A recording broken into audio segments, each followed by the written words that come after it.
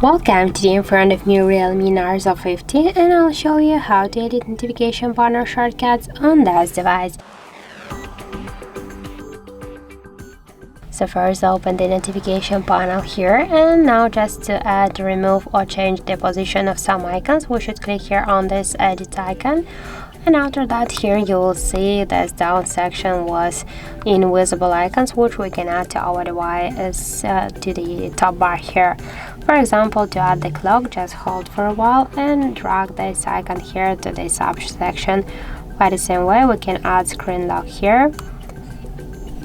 To add the icons, we can see that's so simple. To remove them, just by the same way, hold the icon and drag the icon to the down section.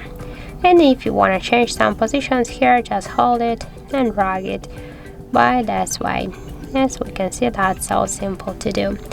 And after that, just tap here to go back and we'll just save all the changes here. So that's it. Thank you for watching, and if you find this video helpful, don't forget to leave a like, comment and to subscribe our channel.